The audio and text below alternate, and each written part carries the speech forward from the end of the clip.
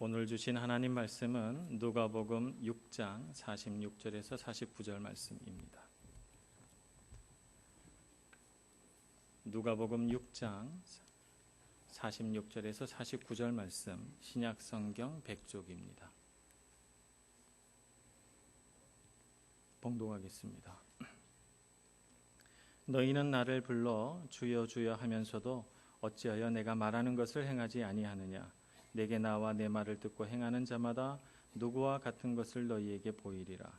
집을 짓되 깊이 파고 주추를 반석 위에 놓은 사람과 같으니 큰 물이 나서 탕류가 그 집에 부딪히되 잘 지었기 때문에 능히 요동하지 못하게 하였거니와, 듣고 행하지 아니하는 자는 주추 없이 흙 위에 집 지은 사람과 같으니 탕류가 부딪힘에 집이 곧 무너져 파괴됨이 심하니라 하시니라. 아멘. 찬양대의 찬양을 하나님 앞에 올려드리겠습니다.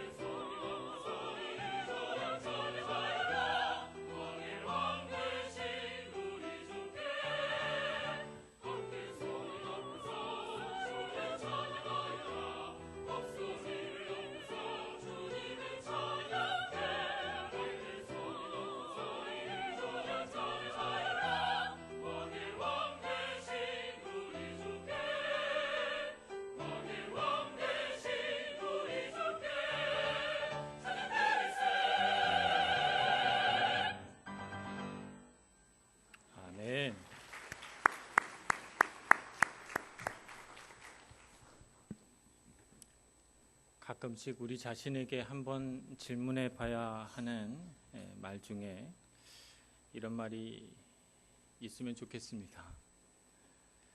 기독교인이 된다는 것이 무슨 뜻인가? 나는 과연 어떤 것을 가지고 내가 기독교인이라고 말할 수 있는가 하는 것을 우리 자신에게 한번 질문해 보면 좋겠다 하는 생각을 해봅니다. 우리가 기독교인인 것을 어떻게 우리 자신에게 혹은 타인에게 증거해 낼 수 있을까요? 우리가 교회를 일주일에 한 번 정도는 온다, 이런 사실이 우리가 기독교인이라고 하는 것을 증명해주는 증거가 될까요? 아니면 다른 안 믿는 집에는 성경이 없는데 우리 집에는 적어도 한 명당 한 권씩 성경은 있다, 이런 것이 우리를 기독교인이라고 하는 증거로 삼을 수 있을까요? 어떤 것을 우리가 기독교인이라는 어떤 분명한 증거로 삼을 수 있을까요? 사실 우리가 겉으로 이렇게 드러내서 뭔가 이렇게 증거할 수 있는 것은 사실 딱히 없습니다. 왜냐하면 교회를 다닌다고 하면서도 사실을 기독교인 같이 하는 사람들도 있기 때문이고, 집에 성경책이 있지만 사실 또 하나님을 믿지 않는 사람도 있을 수 있기 때문에 그렇습니다. 기독교인이라고 하는 분명한 증거는 내 마음속에 예수 그리스도가 참 주인 될 때, 그리고 그분이 나의 구원자라는 사실을 내가 알 때, 그럴 때 우리는 기독교인이다, 내 자신에게도 말해줄 수 있고 또 타인에게도 말해줄 수가 있습니다. 그런 우리 마음속에 어떤 믿음에서 나온 행위가 오늘과 같은 예배고, 또 우리가 성경을 읽고 하는 그런 행동으로 드러나게 되는 것입니다. 예수님께서 예수님을 따르는 무리들을 보면서 지금 함께 이야기한 이와 같은 것을 조금 느끼셨나 봅니다. 주여 주여 하면서도 어찌하여 내가 말하는 것을 행하지 아니하느냐라고 하는 것이 오늘 예수님께서 예수님을 따르는 무리들에게 던지신 질문입니다. 예수님께서 바라보실 때 조금 이상한 것입니다. 주여 주여라는 말은 당신은 나의 주인입니다 라고 하는 의미를 내포해서 주인님 주인님 하고 부르는 말입니다. 그러니 예수님이 주인이라면, 그리고 예수님의 말씀을 듣는 종으로 자기 자신을 생각한다면 무엇이든지 예수님께서 가르치시는 것을 듣고 그대로 행해야 되는데, 그렇게 하지 않는 사람들의 모습을 보면서 예수님께서 의아하게 생각하신 것입니다. 그래서 주여 주여 하면서도 어찌하여 내가 말하는 것을 행하지 않느냐라고 말하면서 말씀을 듣고 행하는 자와 말씀을 듣고도 행하지 않는 자를 하나의 비유를 가지고 설명하십니다. 말씀을 듣고 행하는 자는 땅을 깊이 파고 반석 위에 기초를 놓고 집을 지은 사람과 같고, 듣고 행하지 않는 사람은 그냥 흙 위에다가 집을 지은 사람과 같다는 것입니다. 육안으로 볼 때는 이 두 집은 분별이 되지 않습니다. 둘 다 잘 지은 집처럼 보이지만, 그러나 그 두 집의 차이점이 드러날 때가 오는데, 그게 언제냐 하면 바로 홍수가 나서 탕류가 밀고 들어와 그 집을 칠 때입니다. 그래서 어떤 집이 기초를 든든히 하고 세운 집인가 하는 것이 그 순간 드러나게 되는 것입니다. 기초공사를 잘한 집은 그 홍수가 밀고 들어와 집을 쳐도 그 집은 쓰러지지 않습니다. 그러나 기초 없이 흙 위에다 그냥 지은 집은 홍수와 더불어 쓸려 내려가 버리고 말지요. 오늘 이 비유 말씀을 들으면서 오늘 우리에게도 이런 문제점은 없을까? 예수님을 따르던 이 시대의 제자들처럼 나도 듣기만 하고 행함은 없는 그런 그리스도인은 아닐까? 좀 우리 자신을 살짝 비판적으로 바라보면서 어떻게 하면 내가 듣고 행하는 자가 될까? 그래서 내 삶을 어떻게 하면 든든한 기초 위에 잘 세울까라고 하는 것을 같이 고민할 수 있는 시간이 되기를 소원합니다. 먼저 우리가 듣고 행하는 자가 되려면 기초공사를 참 잘 해야 됩니다. 기초공사를 한다는 것은 인내심을 가지고 반대로 행한다는 것을 의미합니다. 집을 지으려고 하면 먼저 이렇게 세워야 되잖아요. 집을 짓는다는 것의 궁극적인 의미는 이렇게 세운다는 의미입니다. 그런데 이 집을 잘 세우려면 반대로 해야 돼요. 땅을 파야 됩니다. 세워야 하는데 우리 한국 사람들 참 이게 성격이 급하거든요. 세워야 되는데 땅을 파라 그러면 속된 표현입니다만 열불이 납니다. 예. 속에서 막 이렇게 열이 불불 끓어오는 거예요. 이거 언제 이걸 파가지고 집을 세우나 이런 생각이 듭니다만 집을 잘 세우려면 반대로 해야 돼요. 땅을 파야 됩니다. 얼마나 깊이 잘 파서 그 파인 곳에 든든한 기초를 놓느냐가 그 집이 얼마나 튼튼한 집이 되느냐라고 하는 것을 판가름하는 요소가 됩니다. 그러니까 우리는 우리 인생을 예수님 말씀대로 아주 견고하게 세워가려면 파야 돼요. 뭘 파야 되는가? 보통 성경에서는 땅은 우리 마음이나 우리 영혼을 상징합니다. 우리 마음을 파내려가야 됩니다. 우리 마음 안에는 부드럽고 고운 흙만 있는 것은 아닙니다. 땅에 비유하자면 옥토로 만들어진 땅만은 아니라는 것이죠. 우리 마음이라고 하는 땅 안에는 응어리진 마음들이 있어요. 그래서 우리 돌멩이라고 표현할 수 있겠습니다.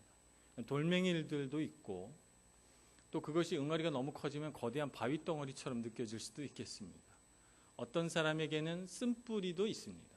살아오면서 받은 상처나 아픔 혹은 좌절이나 상실 이런 것들이 우리 안에 자리 잡고 있어서 좋은 것은 아닙니다만 그러나 우리가 어쩔 수 없이 겪어왔던 인생이기 때문에 그냥 우리 마음 안에 있어요.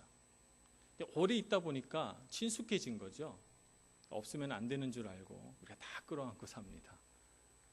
주님께서 우리 마음밭을 파내려가서 그것을 다 끄집어내고 갈아엎기를 원하십니다. 어떻게 하면 우리 마음을 갈아엎어 그 불필요한 돌멩이들과 쓴뿌리들을 다 캐내서 던져버릴 수 있을까요? 성경은 우리에게 두 가지가 그것을 가능하게 한다고 말합니다. 첫째는 말씀 묵상이고 두 번째는 기도입니다. 말씀 묵상은 우리 단단한 우리 마음의 땅을 두드려서 파내려가는 그런 역할을 합니다. 그래서 우리 마음속에 무엇이 있는지를 말씀 속에서 우리는 발견하게 됩니다.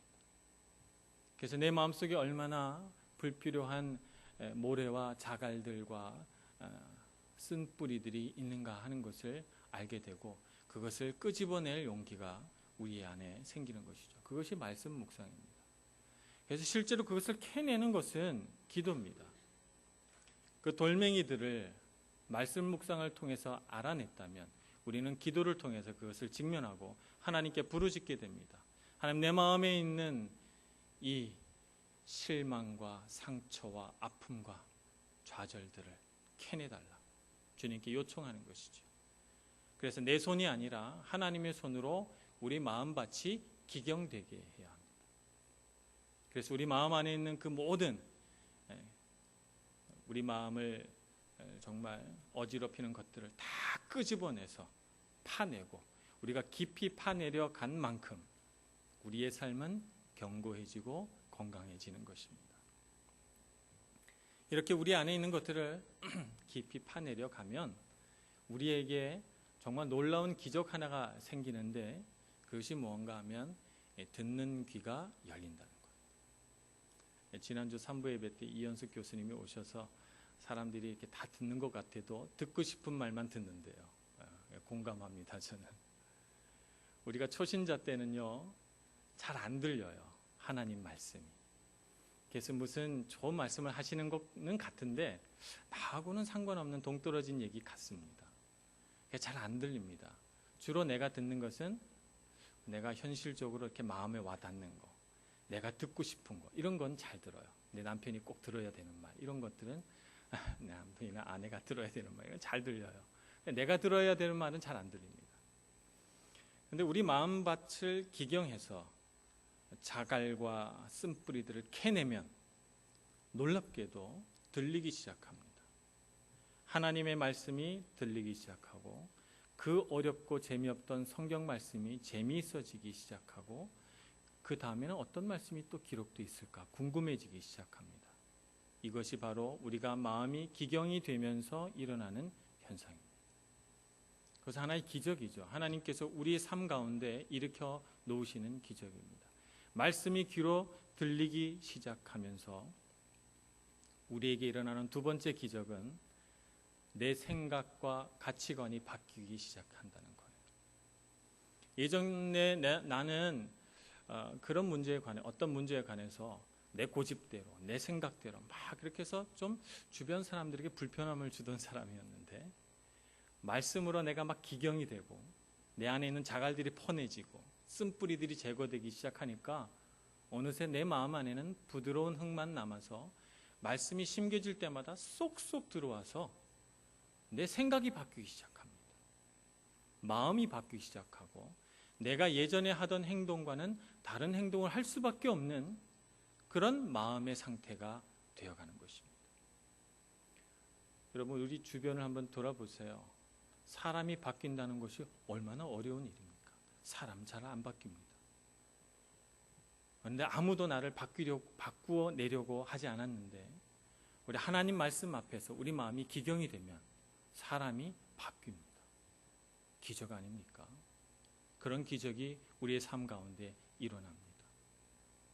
이런 기적이 우리 삶 가운데 일어나서 우리가 우리 마음밭의 깊은 곳까지 기경이 돼서 판해질 때, 그럴 때 우리는 우리 삶의 기초를 든든하게 할 기초공사를 잘 한 셈이 되는 것입니다.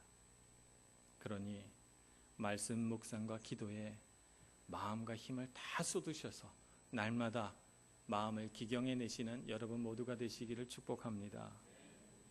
우리 생각이 변화되면 그 다음에 우리가 도전해야 할 것이 하나 있습니다. 그것이 무엇인가 하면 우리 말이 바뀌어야 한다는 것을 알게 돼요. 예전에는 내가 하는 말이 그렇게 문제 있다고 느끼지 못했어요. 그런데 내가 마음이 바뀌니까 어느 날 갑자기 아주 신기한 현상을 내가 겪게 되는데 내가 말이 어눌한 사람이고 내가 뭔가 말을 잘못하고 있다는 것을 자꾸 느끼게 됩니다. 그래서 마음이 막 괴로워져요. 나는 왜 이렇게 말을 잘 못하는 사람일까 하는 것에 고민하기 시작합니다. 하나님께서는 마음밭이 기경된 사람에게 반석을 놓아서 든든하게 집을 지어 가실 때 가장 먼저 그리고 효과적으로 건드리시는 분야가 바로 말이라고 하는 분야입니다. 기독교인들이 정말 기독교인처럼 세상 가운데 나타나려면 어떤 것이 바뀌었을 때 제일 기독교인 같은가 하면 말이 바뀐 사람이 기독교인 같아요. 저 사람은 말하는 거 보니까 정말 예수 잘 믿는 사람 같아. 이렇게 생각하잖아요. 그래서 우리는 하나님을 잘 믿으면 말이 바뀌어야 됩니다. 그래서 우리는 두 가지 정도를 생각해 봐야 됩니다. 하나는 내가 해서는 안 될 말, 그리고 내가 꼭 해야 할 말. 이 두 가지로 우리가 분류해서 생각을 해볼 수 있습니다. 내가 해서는 안 될 말은 어떤 것인가 하면 거짓말입니다. 거짓말 잘 안 하고 사실 겁니다. 아니, 그렇게 믿고 계실 거예요. 그런데 우리가 사실은 거짓말을 많이 하고 살아갑니다. 그런데 우리가 못 느끼는 것뿐이에요. 왜 못 느끼는가 하면 어떤 거짓말은 내가 나를 방어하기 위해서 어쩔 수 없이 하는 말들이기 때문에 거짓말이라고 내 스스로가 생각하지 않아요. 어쩔 수 없잖아. 내가 내 자신을 보호해야 되니까. 어떤 때 너무 화가 나니까 공격하려고 거짓말을 합니다. 마음에도 없는 말을 할 때가 있어요. 그런데 금세 잃어버려요. 왜냐하면 화가 난 순간이 지나가면 내가 그런 말을 했다는 것도 잊어버립니다. 그래서 우리는 거짓말을 참 많이 하고 살아가는데 거짓말을 많이 한다고 생각하지 못합니다. 그래서 우리는 내가 얼마나 말에 있어서 죄인인가 하는 사실을 좀 먼저 깨달아야 됩니다. 그래서 누군가에게 그렇게 거짓말하는 것, 나를 방어하기 위해서든 내가 화가 나서 분노를 표출하기 위해 하는 말이든 거짓말하는 것을 그쳐야 되고 속이는 말을 하지 말아야 되고 과장하는 말을 하지 말아야 됩니다. 과장하는 것도 참 좋지 않은 습관입니다. 그냥 있는 그대로 얘기하는 것이 가장 아름답습니다. 또 왜곡시키는 말도 하지 말아야 합니다. 왜곡시키는 말들은 이런 겁니다. 창세기 3장에 보면 뱀이 와서 하와를 유혹할 때 하나님 말씀을 있는 그대로 얘기하는 것 같은데 살짝 비틉니다. 하나님이 너에게 이 동산 모든 나무의 열매를 먹지 말라 하시더냐? 이렇게 물어봅니다. 하나님은 어떻게 말씀하셨어요? 동산에 있는 모든 나무의 과실을 다 먹되 선악을 알게 하는 나무의 열매는 먹지 말라. 그것을 먹는 날에는 반드시 죽으리라. 이렇게 말합니다. 그런데 그렇게 살짝 비틀어 놓는 것이죠.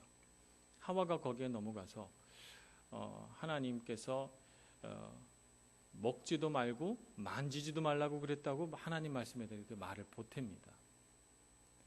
그러니까 사탄이, 뱀이 거기다 또 산술 떠서 죽는다고 하나님께서 그러지 않으셨다. 이걸 먹는 날에는 네 눈이 밝아져서 아마 선악을 분별하게 되는 놀라운 능력을 갖게 될 거야. 이렇게 유혹을 합니다. 그래서 하나님이 말씀하시는 것은 명확한데 그 명확한 하나님의 말씀을 살짝 왜곡하니까 전혀 엉뚱한 곳으로 하나님의 명령이 흘러가 버려서 죄를 짓게 됩니다. 그래서 우리는 말을 할 때는요, 말을 비틀거나 왜곡시키거나 하면 안 됩니다. 있는 그대로 말하는 것이 가장 좋습니다. 그것이 가장 아름다운 일이죠. 그래서 우리는 이런 유의 거짓말들을 하지 않도록 조심해야 됩니다. 두 번째 우리가 하지 말아야 할 말은요, 내가 책임지지 않는 말을 하면 안 됩니다. 우리는 무슨 말을 하든지 언제나 되도록이면 내가 스스로 책임질 수 있는 말들을 해야 돼요. 책임지지 않는 말들은 어떤 거냐면 누가 그러는데 뭐 이렇게 시작을 하는 거죠. 누가 그랬는지 몰라요. 누가 그러는데 사람들이 그러는데 오늘 점심 진짜 맛없대. 그러면 사실은 내가 맛없다고 느낀 건데 그렇게 말하려니까 내가 책임져야 되잖아요. 내 말에. 그러니까 오늘 점심 맛있어요. 제가 오늘 일부 예배 때 제가 식사 당번 하시는 집사님께 양해를 구했습니다.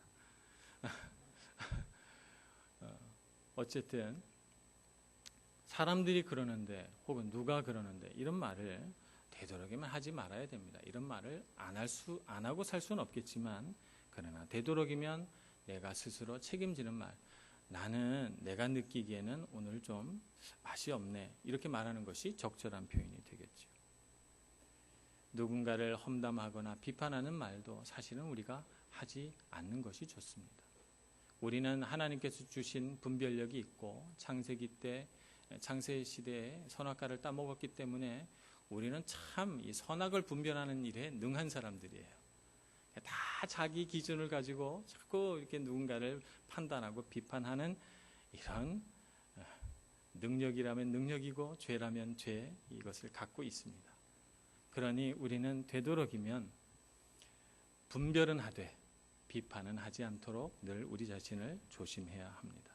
그래서 우리가 말할 때는 꼭 우리 자신에게 질문해야 할 한 가지 질문이 있어요. 내가 하는 말이 지금 내가 하는 말이 사람을 살리는 말인가 죽이는 말인가, 꼭 우리 자신에게 질문해 봐야 합니다. 내가 이 말을 하면 사람을 살리게 할까 죽게 할까? 죽는 말은 하지 말고 살리는 말을 자꾸 해야 됩니다. 그래서 우리가 해야 할 말은 어떤 말인가? 첫째는 축복의 말을 많이 해야 합니다. 축복의 말 많이 해줘서 우리가 손해보는 거 하나도 없어요. 축복의 말을 많이 하면 할수록 우리는 더 좋습니다. 주님께서 말씀하시기를 너희는 가서 어디든지 하나님 말씀을 전하고 그들을 축복하되 그들이 너희를 영접하지 아니하거든 발에 먼지를 떨어버리고 그 말을 떠나라 그랬습니다. 그러면 그 마을을 향해 빈 너의 축복의 말들이 다 너에게로 돌아올 거라고 했어요. 그러니 우리는 축복의 말을 누군가에게 했을 때 그 사람이 받아서 기쁘고 안 받으면 내게 되니 더 기쁘고, 더 기쁜 건 아니고 말이 또 실수가 됐네. 그래도 기쁘다는 거죠. 그러니 우리는 축복의 말을 하면 어떤 경우도 다 좋습니다. 그러니 이 좋은 말을 왜 안 하고 살아갑니까? 축복의 말을 많이 해야죠.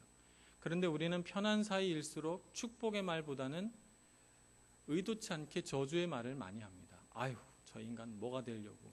그러면서 우리 자식을 바라보면서 이렇게 얘기합니다. 사실은 마음은요, 뭐든지 다 주고 싶은 마음이 내 마음속에 가득한데 그만 그런 말이 너무 익숙해서 튀어나오고 말아버립니다. 그러니 우리가 말이 훈련돼야 되겠죠. 축복의 말을 많이 할수록 우리 자신을 훈련시켜 나가야 합니다. 그래서 잘 될 겁니다. 염려하지 마세요. 제가 보니 참 재능이 많으시군요. 너는 걱정하지 마라. 하나님이 지켜주셔서 반드시 너는 탁월한 아이가 될 거야. 이런 말들을 많이 하고 살아가야 되겠죠. 그런 말들을 많이 하고 사시는 여러분 되시기를 축복합니다. 위로의 말도 많이 해야 합니다. 위로의 말은 짐을 나누어지는 겁니다. 어떤 사람이 인생의 짐을 많이 지고 걸어가는 것 같아요. 그러면 우리는 가서 많이 힘드시죠? 제가 기도하겠습니다. 제가 뭐 도와드릴 일은 없을까요? 제가 하여튼 마음을 다해서 집사님 위해서 기도하겠습니다. 이렇게 하면 짐을 나눠지는 거예요. 인생을 살아가다 어느 날 내가 또 인생의 무거운 짐을 지고 가다 쓰러지는 날이 올 수도 있지 않습니까? 그럴 때 내가 남의 무거운 짐을 많이 져준 사람은 그 순간 많은 사람들이 와서 내 인생의 짐을 나누어 져줄 것입니다. 그것을 알고 함께 짐을 지는 마음으로 위로의 말을 많이 하시는 여러분들 되시기를 축복합니다. 그 다음에 우리가 해야 할 말은 권면의 말입니다. 권면의 말은 비판하라는 것이 아니고 하나님의 말씀으로 어리석은 자에게는 지혜를 가르쳐주고 죄 가운데 있는 사람에게는 빛을 비추어 주어서 하나님 말씀대로 살아갈 힘을 얻게 해주라는 뜻입니다. 그런데 그것을 내 말로 하면 안 되고 하나님 말씀으로 해야 됩니다. 그러니 권면의 말을 하려면 우리는 말씀 묵상에 아주 능한 사람이 되어야만 합니다. 그래서 어떤 어리석음과 죄 가운데 빠져 있거나 방황하고 있는 영이 있다면 우리가 가까이 다가가서 하나님 말씀으로 권면하고 이렇게 살아야 됩니다. 라고 충고해 주어야 되겠지요. 이런 말들을 우리가 많이 해야 합니다. 그래서 우리가 인생을 어떻게 하면 반석 위에 세워서 예수님 말씀대로 듣고 행하는 자가 될까? 가장 먼저 말부터 우리가 바꾸어내는 능력을 가져야 될 줄로 믿습니다. 두 번째 우리가 가져야 할 우리 삶의 행위는 나눔입니다. 나눔을 저는 그냥 주는 것이라고 표현하고 싶어요. 주는 것이 좋습니다. 주는 것은 사실 우리에게 있어서 사명입니다. 여기 서구사회 이태리 땅에 와 보니까 여기에서는 나누고 주는 것이 참 많이 일반화되어 있어요. 그래서 여기 정확하게 맞는지 모르겠는데 우마니아라고 이렇게 적혀 있잖아요. 맞아요? 갑자기 이태리어를 하려니까 자신이 없어지는데 우마니 딴지 우마니안지. 그래서 거기다가 옷가지나 뭐 신발이나 이런 거 넣어서 그런 것이 필요한 사람들에게 나눠주잖아요. 여기는 일반화돼 있고 또 그런 것들을 할 수 있는 단체들도 많이 있어요. 우리 한국 사람들은 조금 나누는데 조금 인색합니다. 많이는 아니고 조금 인색해요. 그래서 우리가 나누는 일에 힘을 쏟아야 합니다. 나누는 일에 힘을 쏟아야 돼요. 그런데 우리는 나눌 때 어떤 것은 나눔이 아니에요. 어떤 것은 주는 것이 아닌 것이 있어요. 어떤 것이 주는 것이 아니냐면 버리는 것은 주는 것이 아니에요. 버리는 것은 주는 것이 아니죠. 근데 가끔씩 버리는 건데 준 것으로 포장할 때가 있어요. 그죠? 어떤 사람이 도박을 하는 습성이 있습니다. 그래서 그 집이 가난해요. 그런 집에 잘못 도와주면 그 사람이 더 많이 도박할 수 있도록 자꾸 뭐라 그럴까요? 뒷돈을 대주는 결과가 됩니다. 그러니까 그렇게 하는 것은 버리는 결과가 돼요.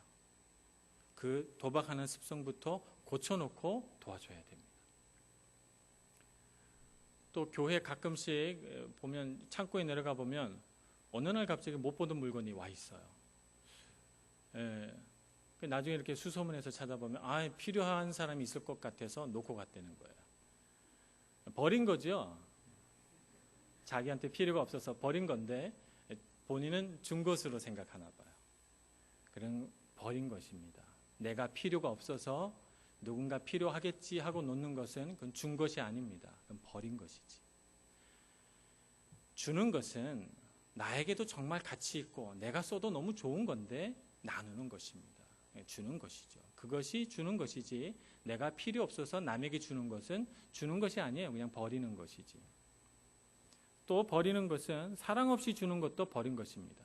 그래서 아니 그냥 주지 뭐. 이런 마음으로 그냥 이거 주면 떨어질까? 뭐 이렇게 주고 그냥 인간관계 정리하려고 그렇게 하는 것도 주는 게 아닙니다. 버리는 것이죠. 그렇게 주는 것은 주는 것이 아니라는 것을 우리가 알아야 합니다. 주는 것은 어떻게 하는 것이 주는 것입니까? 주는 것은 하나님께서 내가 가치 있는 것을 남에게 준 만큼 하나님께서 언젠가 나에게 갚아주실 것을 믿는 마음, 그것이 주는 것입니다. 내가 이 사람에게 도와준 것, 그것이 언젠가 내가 삶이 흘러서 내가 궁핍해지고 어려웠을 때 하나님께서 거기에 맞는 필요와 도움을 주님께서 주실 줄 믿고 하나님께서 나의 공급자라는 사실을 내가 확신하고 그래서 내가 누군가에게 하나님의 마음으로 공급자가 되어서 누굴 도와주는 것, 그것이 주는 겁니다. 그래서 내가 이 사람에게 줘서 꼭 이 사람에게서 다시 되돌려 받지 않아도 상관없어요. 그냥 주는 것이죠. 하나님의 사랑을 흘려보내는 것, 그것이 주는 것입니다. 또 어떤 것이 주는 것인가? 주는 것은 내 삶을 어느 부분인가 비어지게 만드는 것이고 내 삶이 비어져야 그것이 복되다는 것을 믿는 믿음입니다. 우리의 삶은 비어있기를 원치 않아요. 그래서 우리 삶을 꽉 채워야만 우리가 만족하고 그것이 좋다라고 생각하지만 우리의 삶이 꽉 차 있으면 하나님의 은혜는 어디에 부어져 채워진단 말입니까? 우리의 삶은 비워져야 됩니다. 그래서 우리는 줘야 됩니다. 자꾸 줌으로써 우리의 삶의 어떤 부분을 빈 채로 남겨둘 때 그 빈 곳에 하나님의 은혜가, 하나님의 사랑이, 하나님의 공급하심이 채워지게 되는 것입니다. 그러니 주는 것은 나에게 복된 일이고 주는 것은 그것을 받는 사람에게 복이 아니고 주는 내가 복되다 하는 사실을 알아야 합니다. 그래서 내 마음속에 자꾸 일어나는 인색한 마음이나 아까워하는 마음들을 자꾸 내려놓고 내가 주는 만큼 하나님의 은혜가 더 채워질 줄 믿고 베푸는 그런 마음을 가지고 살아가시는 여러분들 되시기를 축복합니다. 주는 것은 하나님이 하시는 선한 일에 동력하는 일입니다. 하나님의 하는 일에 내가 동력하니 얼마나 보람되고 기쁩니까? 이것처럼 큰 자랑이 없어요. 그러니 주는 일만큼 정말 하나님을 기쁘시게 하는 일이 없다. 이렇게 생각하시고 날마다 베풀고 주는 일에 능하신 저와 여러분 모두가 되기를 소망합니다. 주님께서 듣고 행하는 자는 반석 위에 기초를 놓고 잘 지은 집과 같다고 했습니다. 우리는 먼저 땅을 깊이 파고 그리고 우리 말부터 바로 세우고 그리고 우리 삶 가운데 자꾸 나누고 베푸는 일들을 해나가면서 반석과 같은 곳에 집을 지은 튼튼한 인생의 집을 지어가시는 여러분 모두가 되시기를 간절히 축원합니다. 기도하겠습니다. 은혜가 많으신 하나님, 주님의 능력과 은총을 우리에게 베풀어 주셔서 내 안에 있는 어둡고 죄된 생각들을 다 물리치고 하나님이 주신 선한 생각, 아름다운 생각으로 인생을 살아가 하나님께서 기뻐하시는 아름다운 인생으로 주님 앞에 영광 돌리는 저희들 다 되게 하여 주시옵소서. 예수님의 이름으로 기도합니다. 아멘.